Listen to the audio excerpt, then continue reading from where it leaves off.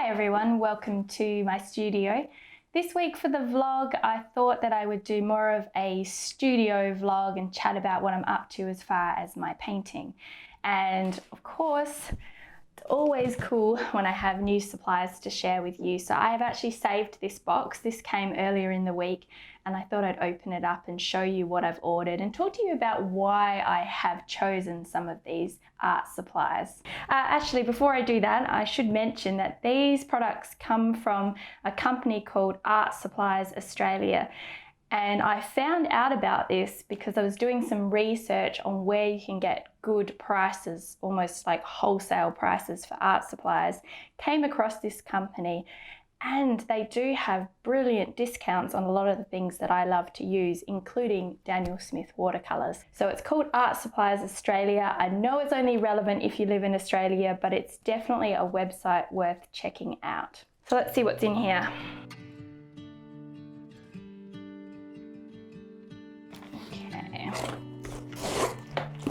I'll just open them up later. Just lay them out like that. Oh, tons of them. They were on a good special, so I thought I would snap them up. So it's a Matisse haul. I've just realized it's all Matisse products. Why have I got so many Matisse products here? Well, I love Matisse. I'm definitely not sponsored by them in any way, but it is a paint that I have grown extremely fond of. I thought that maybe it would be a good idea to work mostly with one brand. Now, in the past, I've always sort of brought in different colors from all sorts of brands. So Golden Paints, Liquitex, Atelier Interactive, and combine them all. And for the most part, that works. But every now and then I get some kind of unusual reaction between a paint product. And I think that's because they're not necessarily designed to go together. And so what I thought was maybe if I used all Matisse products, it would just enable me to combine different things without worrying about how they might interact. So that was my thinking. Plus I love the paints. Also, Matisse has what's called a flow paint, which is a heavy bodied paint, but not super heavy. So it's not like an impasto paint. It's somewhere in between a fluid paint and a heavier bodied paint. And I particularly like that because I prefer my paint to be quite fluid. So this has a bit of body, but not loads. So let me just pop these paints out and I'll show you the different colors that I've chosen and talk about that. So at some point I am going to have a huge play with these paints and see what colors I can mix. And because of that, I wanted to make sure that I have a good range of primary colors. So I have here, you can see like a cooler yellow and a warmer yellow, a warm red and a cooler red, a warmer blue and some cooler blues. So then I've also got some earthy colours, so burnt sienna, transparent umber, raw umber, Payne's grey, and I love using these and mixing them into other colours to see what that does, and it creates some really nice neutrals and things like that and tones down colours. So I've got some of those. I don't actually have titanium white here. I've got antique white and unbleached titanium because I prefer those slightly warmer whites in my work. I've got a huge amount of colours here which I can use to mix greens and pinks, but I always like to have to hand a few of those colours as well. So I've got some Australian salmon gum, some skin tone light, a phthalo green and an Australian olive green. Lots to play with there, and I'm looking forward to bringing more of this paint into my work. So I've pretty much got a full set of these flow paints to play with now, and I can combine them with the fluid paints that I love to use. So here I have a full range of the Matisse flow paints to play with, and these are going to interact really well with other Matisse products. One of the mediums that I am excited to try out is airbrush medium, and I've never used it before, but I bought this. This is called, the Matisse name for it is Surface Tension Breaker, watercolor and airbrush medium. And I had a look on the Matisse website and they recommended using this particular product with their Matisse flow paints to create fluid paint that you could use in glazes and shear techniques. So in a way, you're creating a fluid paint by mixing it with this and water. So you use 10% of this with 90% water and some of your chosen paint.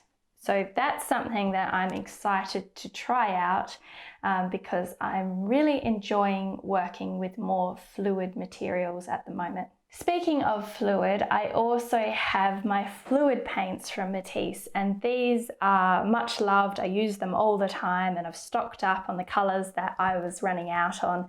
So I will be using those as well. So plenty of options, different formulas, but the same brand. So it's going to be interesting to see how they all work together. And the other product that I've got from Matisse is the colored gesso. This here is a gesso that you can use to build up the surface of your canvas. So I use this at the beginning of the process when I start painting. I add this to the canvas in order to improve the surface, and it acts like a primer. It helps paint adhere to the canvas, and it also means you're not using as much of your more expensive paint. And it has a matte kind of texture and it's very easy to apply. Most of them are quite runny, so you can just grab it and just smoosh it around and get it onto the painting.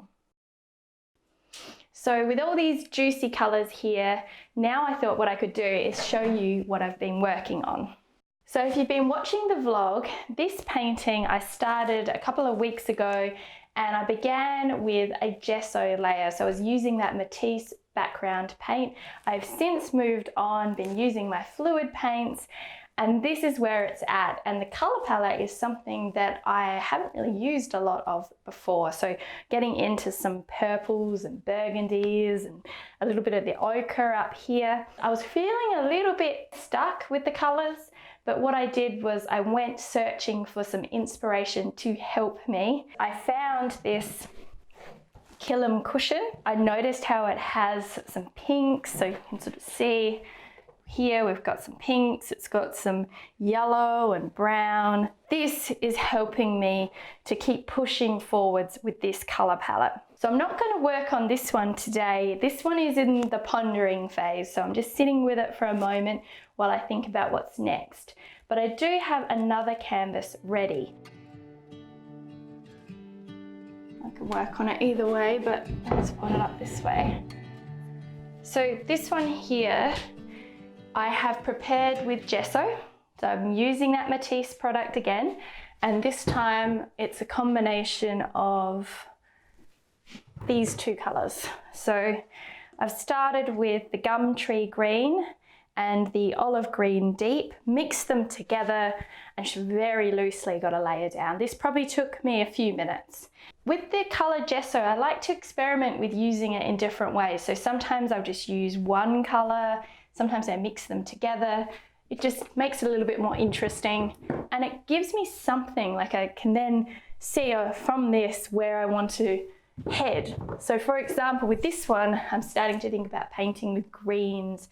It's reminding me of gum trees and things like that. So it's given me a starting point, and with painting, that's all you really need. It's just that little spark, and then the process is going to offer some things up for me. And it's funny because this is becoming a bit of a running theme, but if you look at what I'm wearing, I am wearing green. So I'm definitely in a green mood today. So I'm going to mix up some green colors, probably some creams and things, and just get something down. So with that idea in mind, gum trees, greens, probably some nice creamy colors, I'm just going to pick out a few colors to get started with.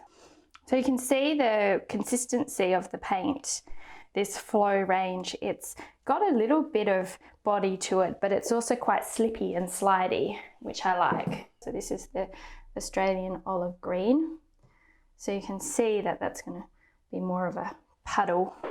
Just wetting the sponge. So I've got this stencil here. This is a Stencil Girl product, and I particularly like this area. It's got these little pebbly shapes, and I thought that I might add some of this in the very early layers of this painting so that it doesn't become a prominent feature but blends in with the background. So I'm just going to start with that, and I'm using some of the unbleached titanium.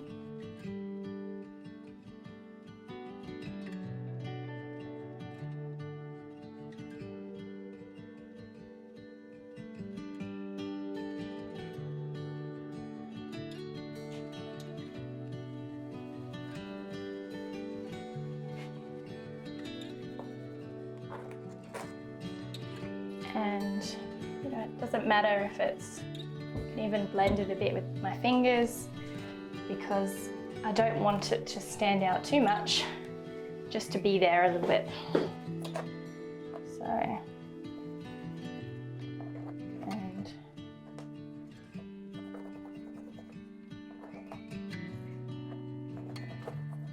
just do that quickly. Yeah, so I'm just going to grab a few different types of brushes, different shapes. So I've got a bit of a mixture. Mostly round and flat brushes. This is a fluid paint, so you'll see that it's slippy.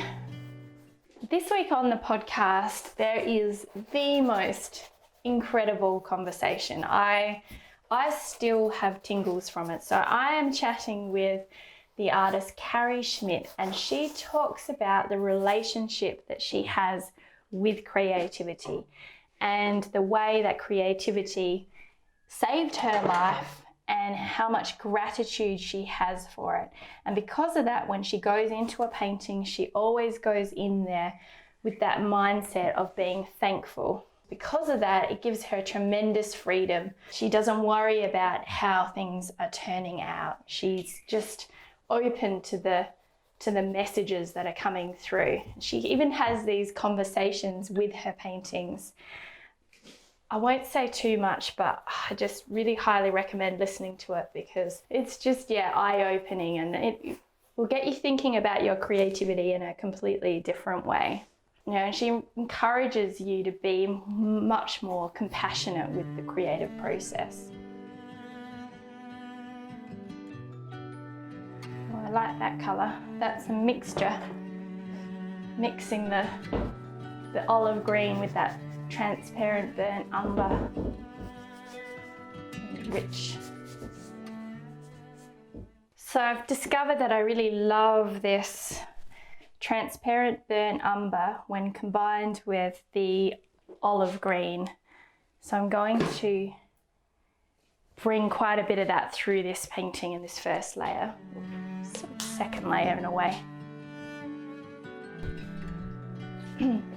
So I've just tried this colour for the first time. This is the transparent umber, and what a delicious golden brown it is. It reminds me a little bit of the golden quinacridone gold colour.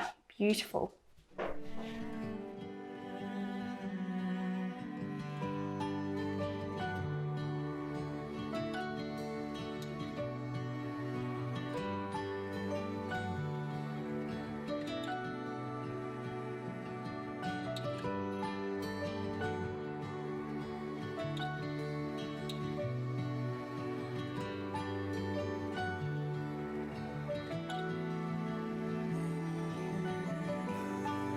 Big brushes here, 3-inch ones, because I want to try and get this paint down fairly quickly, and with the bigger brushes it's going to be a lot faster, so I can get in and get some good layering down. And I'm not at all worried about where this is going just yet. It's very bright in here, so the wet paint might be causing a bit of a reflection, bringing in a little bit of a brighter pop of the salmon gum through.